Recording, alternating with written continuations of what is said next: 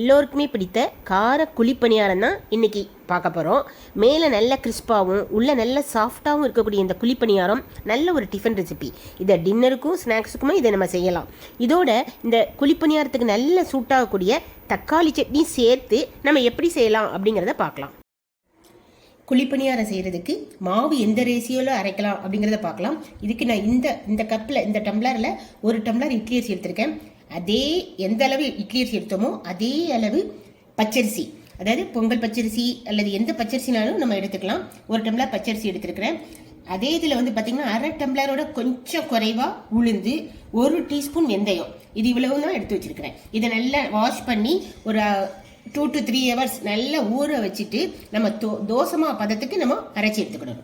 தோசை மாவு பதத்துக்கு அரைச்சி எடுத்த மாவை நல்ல உப்பு சேர்த்து நல்லா பசைஞ்சு ஒரு 8 hours புளிக்க வச்சிருக்கிறேன். இதை வந்து பார்த்தீங்கன்னா இந்த அளவு நல்ல ஒரு திக்கு கன்சிஸ்டன்சியில் நம்ம அரைச்சி எடுத்துக்கணும். ஏன்னா நம்ம வந்து இனிப்பு பணியாரம் செய்யும் போது கொஞ்சம் இந்த மாதிரி திக்காக இருந்தால் தான் நல்லா இருக்கும். ஸோ அதில் இதை திக்காக எடுத்து வச்சுக்கணும். இதில் பாதி அளவை எடுத்து நான் கார பணியாரத்துக்கு மிக்ஸ் பண்ணிக்கிறேன். இப்போ காரப்பணியாரத்துக்கு மாவு எடுத்து நான் தண்ணி ஊற்றி மிக்ஸ் பண்ணி வச்சுக்கிட்டேன். அதாவது ரொம்ப கட்டியாகவும் இருக்கக்கூடாது, ரொம்ப தண்ணியாகவும் இருக்கக்கூடாது. இந்த மாதிரி கன்சிஸ்டன்சியில் நம்ம மாவு எடுத்து மிக்ஸ் பண்ணி வச்சுக்கணும். இந்த மாதிரி பதத்தில் இருக்கும்போது தான் நம்மளுக்கு பணியாரம் நல்லா சாஃப்டாக வரும். இப்போ இதுக்கு நம்ம தாளிப்பு கொடுத்துடலாம். பணியார மாவு தாளிப்பு கொடுக்கறதுக்கு பேன் அடுப்பில் வச்சு அடுப்பை ஆன் பண்ணிட்டேன். இதில் 2 டேபிள் ஸ்பூன் நல்லெண்ணெய் சேர்த்துக்கிறேன்.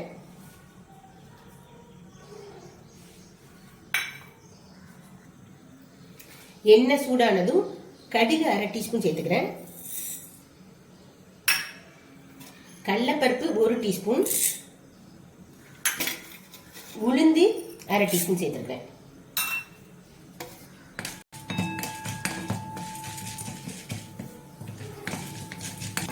கடுகு லேசாக வெடிக்க ஆரம்பிச்சு கடலைப்பருப்பு உளுந்தும் சமந்துச்சு. இப்போ நம்ம இந்த ஸ்டேஜில் கருவேப்பிலை சேர்த்துக்கணும். கருவேப்பிலை சேர்த்த பின்னாடி ஒரே ஒரு பச்சை மிளகாயும் ஒரு சின்ன துண்டி இஞ்சியும் நான் பொடியாக கட் பண்ணி வச்சுருக்கேன். அதே இதில் சேர்த்துருக்கேன்.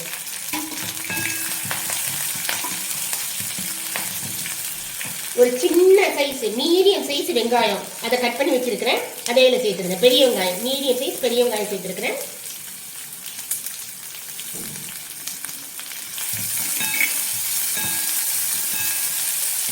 இது கொஞ்சம் நல்லா வதங்கின பின்னாடி நம்ம இதை மாவோடு சேர்த்துடலாம். வெங்காயம் நல்லா வதங்கிச்சு. இப்போ நம்ம அடுப்பை ஆஃப் பண்ணிட்டு கட் பண்ணி வச்சிருக்கிற கொத்தமல்லியிலே கொஞ்சமா இதில் சேர்த்தணும்.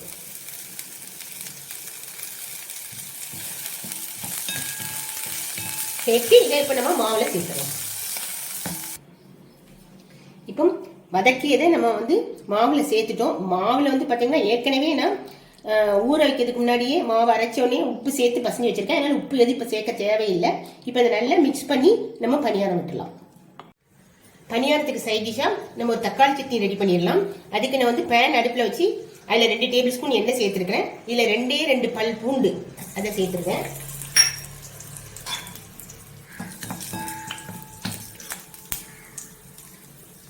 பத்து சின்ன வெங்காயம் அதை கட் பண்ணி வச்சிருக்கிறேன். அதை இதில் சேர்த்துடலாம்.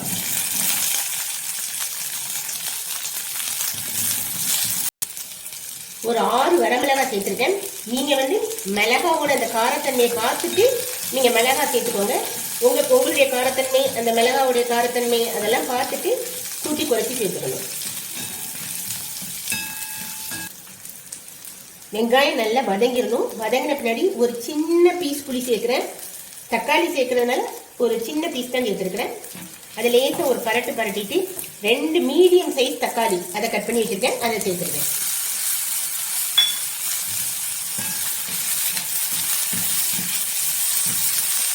சேர்த்துட்டு ஒரே ஒரு டீஸ்பூன் கல்லுப்பு சேர்த்துருக்கிறேன்.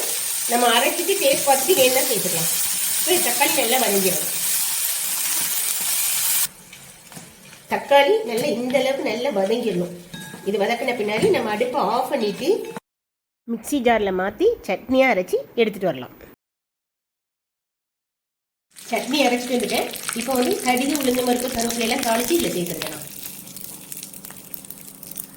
பணியாரம் செய்கிறதுக்கு பணியாரக்கல்ல அடுப்பில் வச்சு அடுப்பை ஆன் பண்ணிட்டேன். இப்போ அதில் வந்து பார்த்தீங்கன்னா அரை குழிக்கு நம்ம எண்ணெய் விட்டுறணும்.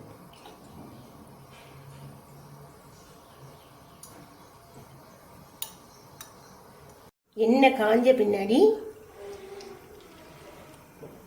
இதில் கொஞ்சமாக அந்த குழியை விட குறைவாக மாவு விட்டால் போதும். இதில் கொஞ்சம் மாவு இருக்கும் போதே நம்ம இதை திருப்பி போட்டணும், இல்லைன்னா இது வந்து சப்பிடும்.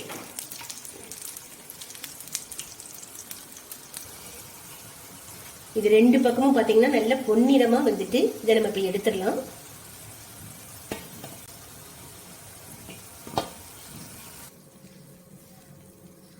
இப்போ ரெண்டு பக்கமும் நல்ல ஒரு பொன்னிறமாக வந்தோடனே நம்ம பணியாரம் எல்லாமே எடுத்துடலாம். நல்ல சுவையான காரக்குழி பணியாரமும் அதுக்கு சைடிஷாக தக்காளி சட்னியுமே ரெடி ஆயிடுச்சு. நீங்களும் இந்த ரெசிபியை செஞ்சு பார்த்து உங்கள் கமெண்ட் எங்களுக்கு தெரிவிங்க. இந்த ரெசிபி பிடிச்சிருந்தா ஒரு லைக் கொடுத்து ஷேர் அண்ட் சப்ஸ்கிரைப் பண்ணுங்கள். தேங்க்யூ.